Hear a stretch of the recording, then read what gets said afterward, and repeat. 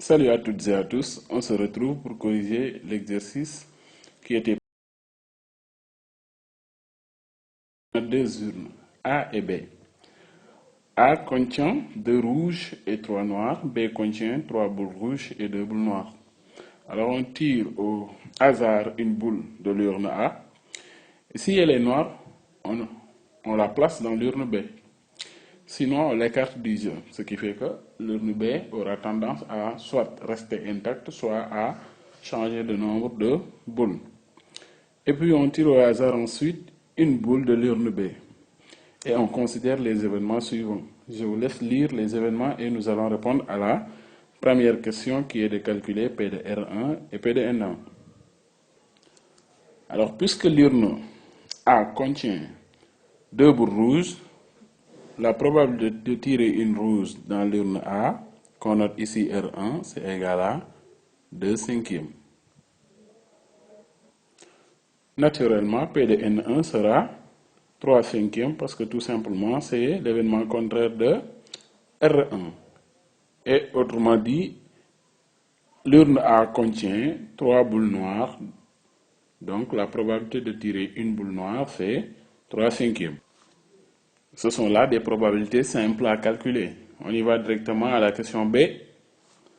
À la question B, on nous demande de calculer P de R2, ça sent R1, et P de R2, ça sent N1, c'est-à-dire la probabilité de tirer une rouge dans l'urne B, ça sent qu'on a tiré une rouge dans l'urne A, et la probabilité de tirer une rouge dans l'urne B, ça sent qu'on a tiré une noire dans l'urne A.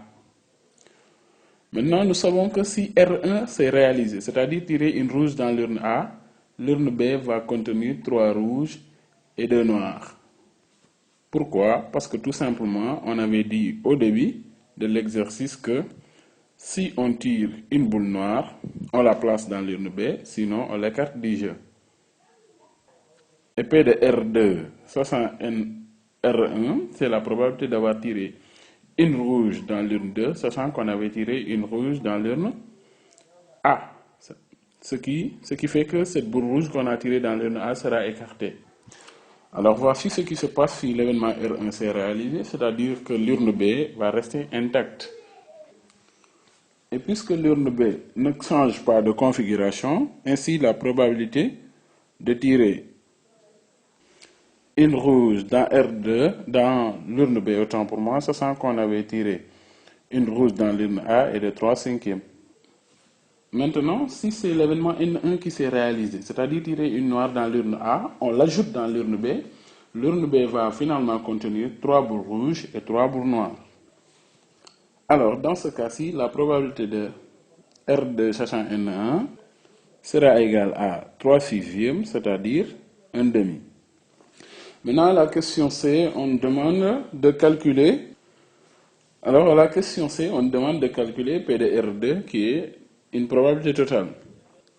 Alors, nous allons chercher les ensembles qui constituent une partition de R2. Ce sont R2 inter N1 et R2 inter R1. Maintenant, P de R2 égale P de R2 inter N1 union P de R2 inter R1. Comme je l'ai dit tantôt, il s'agit là d'une probabilité totale. Et on peut appliquer la formule en transformant cette écriture, ce qui va donner P de R2 sachant N1 multiplié par P de N1 plus P de R2 sachant N2, R1 autant pour moi, multiplié par P de R1. Et on aura un demi fois 3 cinquièmes plus 3 cinquièmes fois 2 cinquièmes. Et nous aurons finalement que P de R2 c'est égal à 27 sur 50. Maintenant, on demande d'en déduire P de N2. Retenez que N2 et N1 et R2 sont des événements contraires. Donc, on peut en déduire à la question C que P de N2 c'est égal à 1 moins P de R2.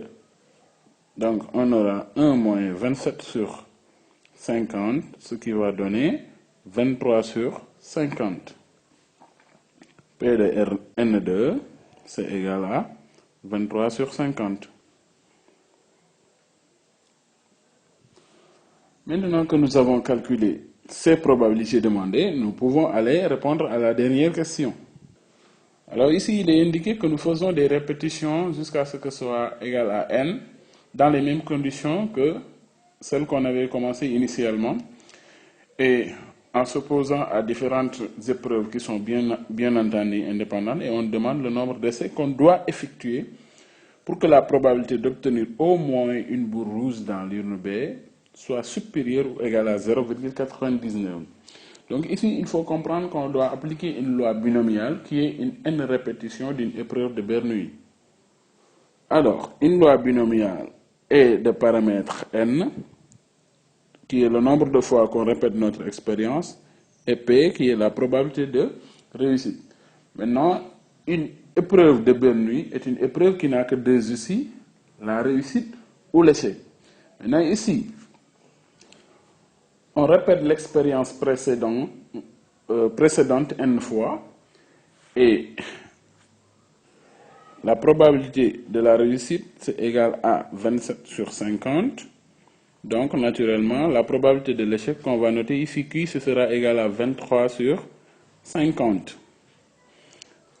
Maintenant, énumérer n fois nous est vraiment impossible et pour cela nous allons passer par l'événement contraire.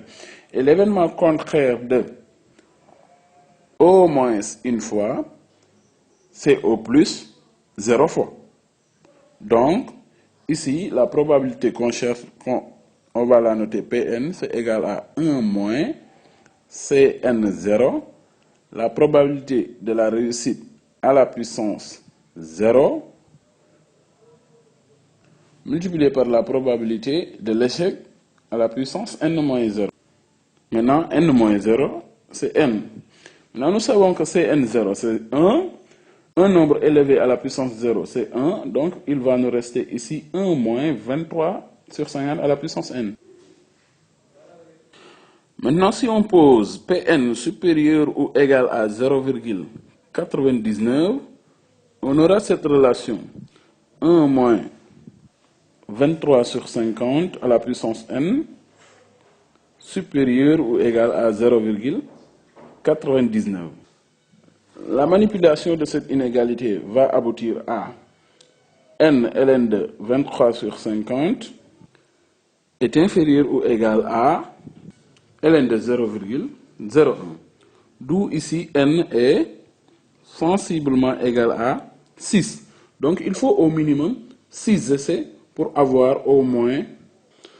que la probabilité d'avoir au moins une boule rouge de l'urne B soit supérieure ou égale à 0,99. Alors, c'était tout pour cette vidéo. Je vais très rapidement vous proposer deux exercices cette fois-ci. Un exercice de probabilité qui va essayer de résumer toute la leçon et un exercice de nombre complexe qu'on résolvera très prochainement. D'ici là, je vous souhaite un bon visionnage et vous dis à la prochaine fois. Abonnez-vous à notre chaîne pour ne pas rater les prochaines vidéos.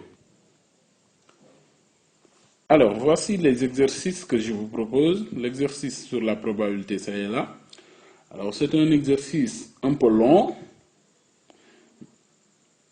mais très intéressant quand même, parce que ça résume toute la leçon. Et voici l'exercice de nombre complexe que je vous demande de chercher.